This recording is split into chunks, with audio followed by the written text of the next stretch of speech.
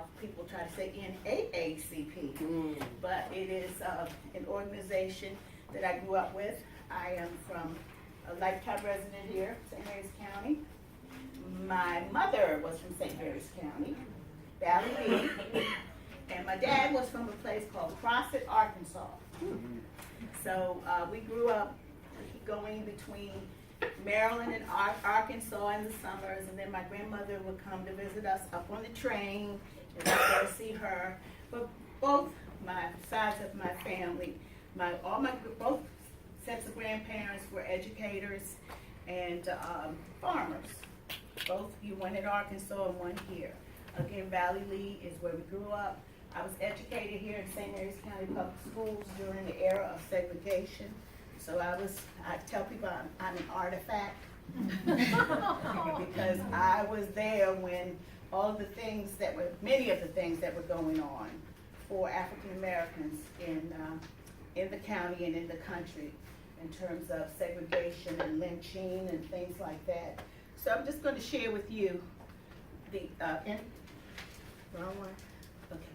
All right, this is the Constitution that the NAACP stands for, and it was modeled after the Constitution of the United States of America. And it says the National Association for the Advancement of Colored People, herein referred to as the NAACP or the association, was founded on the beliefs embodied in the Constitution of the United States of America. We support democracy, dignity, and freedom.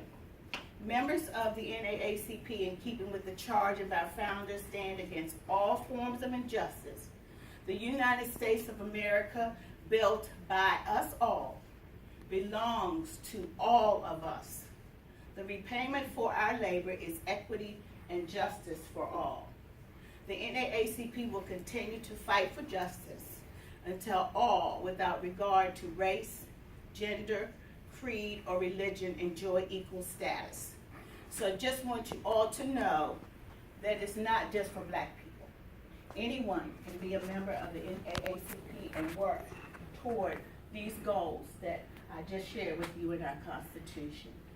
And of course, it was started in 1909 by mostly white people because of the lynching that was going on in this country. The lynching of black people, I believe, was like 1 a week was being lynched. And if you don't know what that means, for some of the young people, they would take a noose, put it around your neck, hang you from a tree if you look maybe at a white woman, or if you crossed the street at the wrong time, or if they thought you stole their chickens or whatever was going on at that time.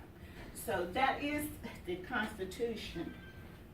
And what to share with that, we have a vision and a mission, and there are objectives. And of course, the vision is to ensure that there's a society in which all individuals have equal rights, and there is no racial hatred or discrimination.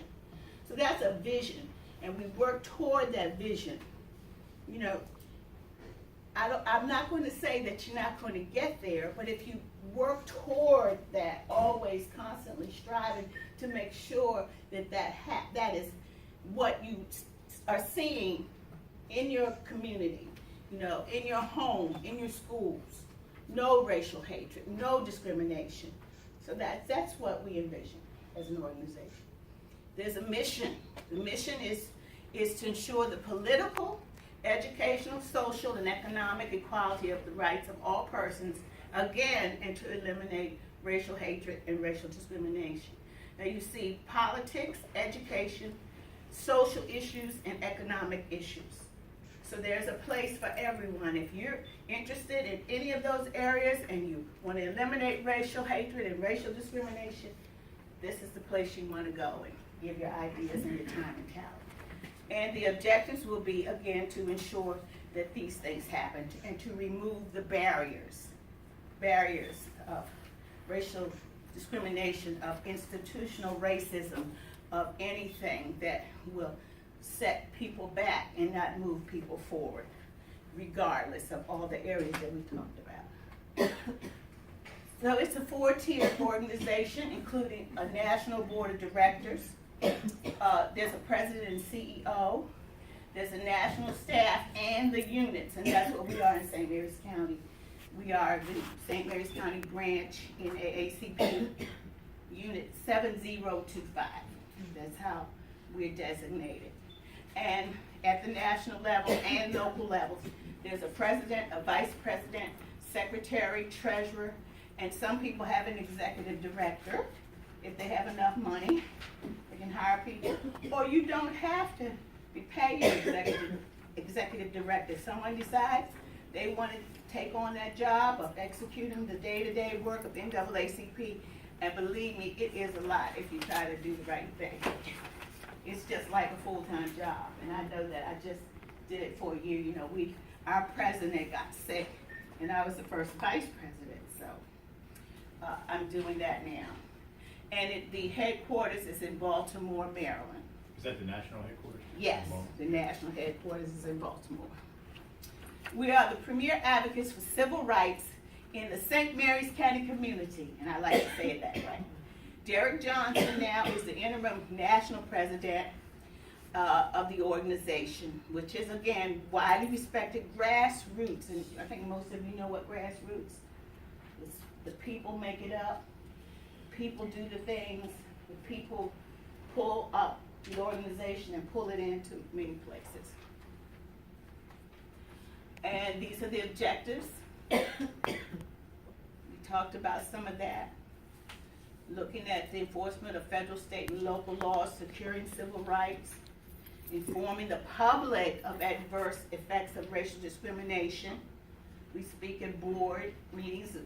The president speaks for the organization to go out in the community, to go to Board of Education meetings, county commissioners meetings, everything that we can if we need, because that is one of the major goals of the organization, and to educate people on their constitutional rights.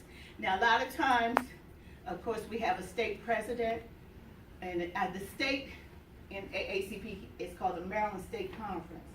I used to think years ago, conference, but that's how they, describe the state organization. And then, of course, there's the national. So a lot of times, because I say more lay people, we're not lawyers. We don't pay a lawyer. There's, if you're looking for a lawyer and you come to the NAACP with a complaint, we'll tell you we're volunteers. We have a legal redress person that basically takes complaints of discrimination. It's got to be where you can actually see discrimination happening. And but we call on the state, we call on the national, we have a regional director that we call on those people for expertise. And we do call on lawyers here in the community. People will support us pro bono, or we will send people to a lawyer. They have something in the NAACP called the Legal Defense Fund that was started by Thurgood Marshall, because when all this lynching and all those things were happening, there was so much going on legally that this group of lawyers separated out to form a legal defense fund. So we can send you, if you come to me with discrimination, and we don't have funds, you all know, we're doing the basket and the 50-50 raffle. So organizations like 7025, we don't have the money to get people to pay for lawyers. So if they go we can refer them to the Legal Defense Fund, that's just the arm of the NAACP. But they still have to pay. They still have to pay, but they might not have to pay as much. They might get a break. So there are some game changers. As with any organization, and I'm sure with Rotary, as time goes on, people come up with different strategic plans and strategies, and let's, move with the times. So these game changers involve economic stability, and that's a chance to live the American dream for all. Every person will have equal opportunity to achieve economic success, sustainability, and financial security. And that's a big charge. That's a big charge. Also, education, a free, high-quality public education for all. Every child will receive that from pre-K through kindergarten, followed by diverse opportunities for accessible, affordable, vocational, or universal education. And our chapter, or people's, is actually our branch. Our branch has a large focus on education. And I also chair the education committee. I did that before I became president, and haven't let it go yet, or haven't found someone that really wants to get in there and do all those things. Education, the big thing. Okay, and it's also health. Health equality for all Americans, including a healthy life and high quality health care. And you all know the many disparities that have happened in all of those areas for African Americans. And now we're looking at people in poverty, the things that happen within a minority community when it's hard to move into the middle class. And it's hard because, you know, often people feel like, well, I've got mine, I don't want you to have it, because you might step on what I come in and take over from me. And it's not about all that. It's about people living and working together and looking to see my neighbor has a new car. Isn't that wonderful? And now that, how can he afford that? On the income that he's making, you know, mine is bigger and better. That's just me. I'm giving you all my personal take. Okay. And there's public safety and criminal justice. Of course, voting rights and political representation, protect and enhance voting rights and fair representation. You know all the issues that have gone on in North Carolina. The president of the North Carolina chapter, William Barber, I love him. But he is worked so hard on, you know, ending voter suppression in North Carolina. Well, we know that. But what's going on in the world in terms of people really coming out to vote. The issue, you know, let's get people registered to vote. Oh yes, yeah. But if you're not educated on what you're voting for, what's the point? That's just my opinion. And what's the point if you don't know why you're voting? You're just voting because that person came and knocked on your door, and that's my neighbor. Yes, I'm voting for him or her. And you don't know where their stances are in terms of not just you personally. A lot of people say, I vote my pocketbook. Well, what about, you can vote your pocketbook, but what's that person doing to help increase everybody's opportunities? So that is really, you know, the part of the issues that we address in this whole voting area. And for us, expanding youth and young adult engagement, I'm sure you all can relate to that, to try to pull younger people into these organizations where we all have gray hair and all of that. Not mine, because I won't let it happen. Right, ladies? But it's just that you're trying to get the youth involved. It's blonde. You mean hitting the bottle, you know? It's just trying to get the youth involved in all of the things that we do to keep the organization going. The structure of the organization.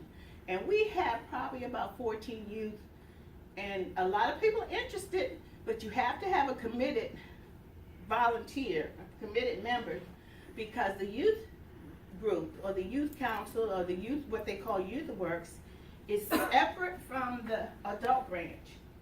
They have a leader, they elect their president, and they do their things in terms of what they see that's needed. Of course, that their advisor comes to the branch meetings. So it's really different. So than them being, they're not just the little kids, you know, that you tell what to do. They help to direct. So we don't have one. We work with youth. Because we're so focused on education, we do things for youth. And but we do need more youth involvement. Again, as I said, we focus on youth education and youth engagement, and we work to ensure that every disadvantaged student and student of color graduates ready for college or career by ensuring access to great teaching, fair discipline, equitable resources, and challenging curriculum. We're dedicated to eliminating the severe racial inequities that continue to plague our education system. There's a 4-pronged strategy for education, and that is increasing resource equity and targeting funds to the neediest students. And one of the things that we have done, Title I don't know if you all know about Title I, is a program that is a federal program for your students that are the most needed. For disadvantaged students looking at income, schools are designated as Title I. Once your school is designated as a Title I school, anyone in that school can receive services.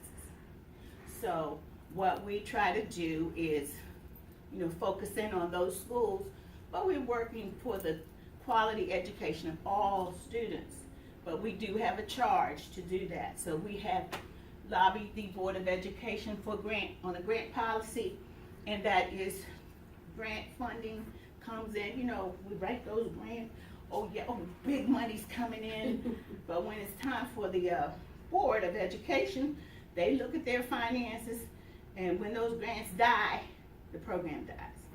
They do look, and I know they do look at if the program works or not, and I think they're doing better with that, to keep it, to sustain it. There have been many programs, after school programs, buses, and some are still happening, but a lot of them are grant funded, and the commitment must be, we believe that must be toward making sure you look at that program, if it's working, put your money in where your mouth is because we're trying to bring people up to where they need to be for economic sustainability and quality of life.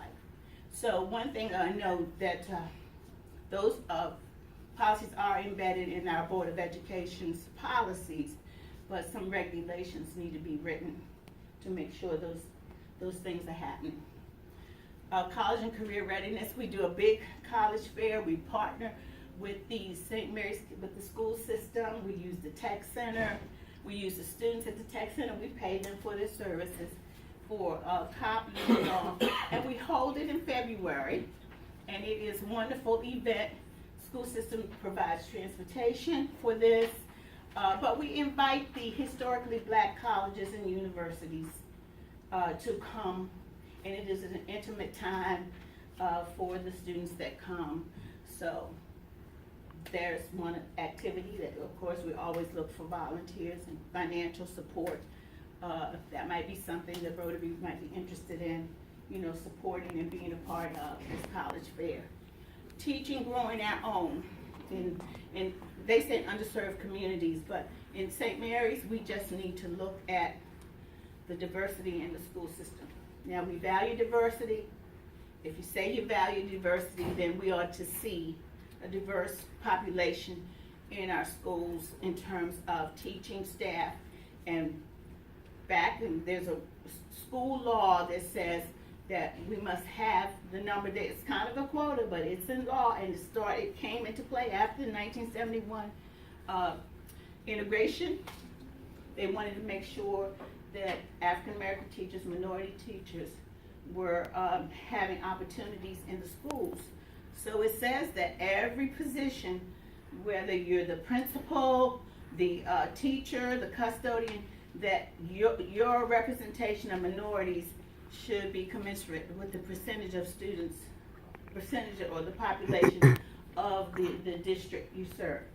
So right now, I will tell you that in St. Mary's County Public Schools, 6%, there's only 6% minority staff in our schools. What is the percentage of population? It's obviously higher. What is that? Yeah, it's I think no, in the schools, it's about 20% in the schools. It's 20%. Somewhere in that range, maybe a little higher. What? African Americans a little lower than that. Is that because there's trouble attracting people down here in the county? Yeah. Okay.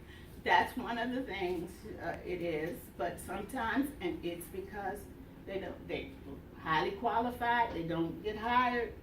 There's something they say to us, you have to be the right fit. So there again, when you look at that kind of language, those kind of things that are said and acceptable, or maybe the right flavor, but that whole right fit. I mean, I understand that you don't, maybe you look at a structure in your schools and you say, well, maybe that person might not work out. But if you're committed to highly qualified, and I come, and I'm highly qualified, everybody that teaches in Maryland has to be highly qualified. They're not gonna hire you if you're not highly qualified. So then what makes the difference in, I need a highly qualified person, that person is of color, a minority or whatever, the other person is not. Although little Susie has been volunteering in the local school because mom was a teacher, and little Susie came every, on the summers and helped cut out and do all the things that kids love to do because they want to model what their mothers do.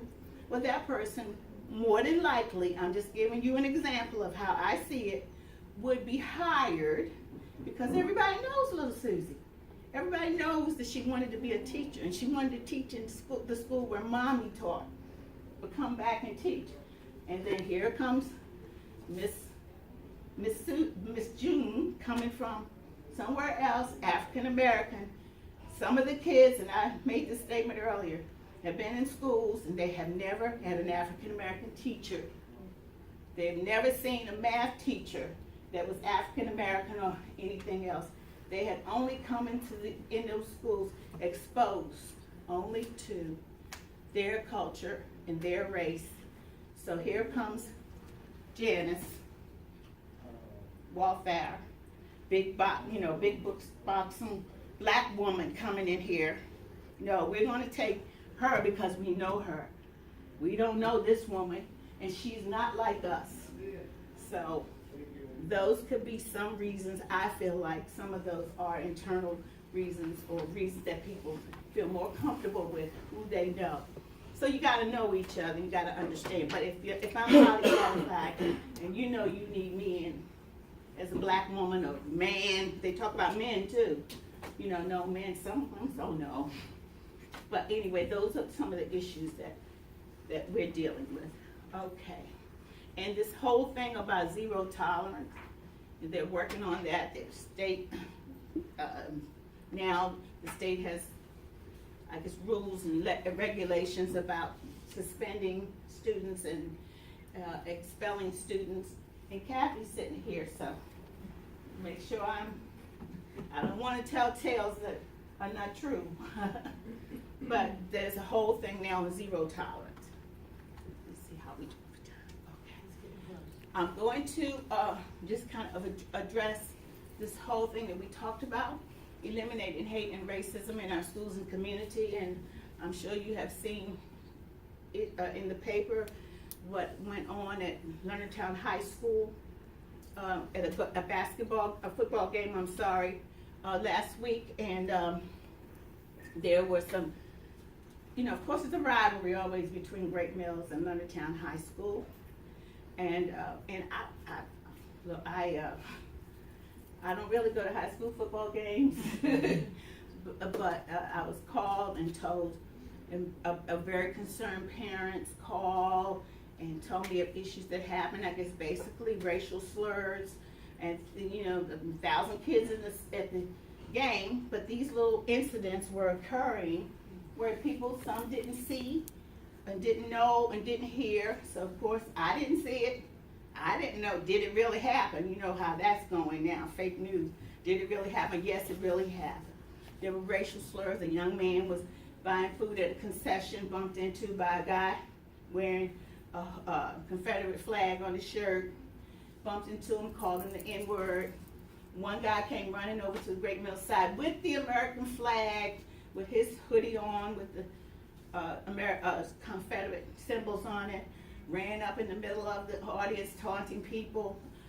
Some woman that reported to me that she heard the word coons being said. So it was just ugly, instant by instant. Some of it was one-on-one or two-on-one. Some was a whole group, chanting profanity at the Great Mills High School, flashing flashlights. One of the students from Leonardtown, who's African American, said, what is these flashlights? Why are you flashing over there? Because they are black and we can't see them. So these are the kinds of things we're talking about. We cannot make small of this. It is not something to say, well, everybody didn't do it and we're good overall. Yeah, everyone in here is good for the most part, but somebody does do something that is not right, and if you should be called out on it, you should be dressed down like the commander of the Air Force Academy. He called in everybody and told them, we're not going to have it here. And it's okay to tell these kids, no, even if you're sitting here and you didn't do it, you need to know somebody around you is doing it. So we really had the issue because, you know, Leonardtown High School has a history.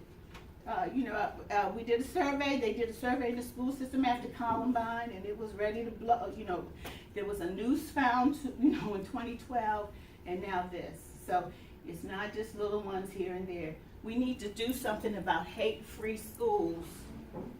Hate-free. Now that's sort of like working toward this major vision for when you work toward it. So that was one thing that was suggested. And that is an advocacy of the NAACP at this time. So maybe the Rotary will be a part of something like that. Maybe the Rotary will work toward that.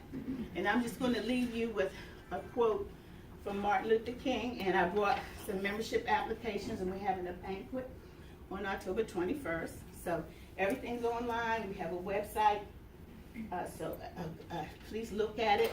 We have our goals, mission, and all of that. But to our community, I remind you that during the Civil Rights Movement, Dr. Martin Luther King said, it may be well that we will have to repent in this generation, not merely for the vitriolic words and the violent actions of bad people, but for the appalling silence and indifference of the good people who sit around and say nothing.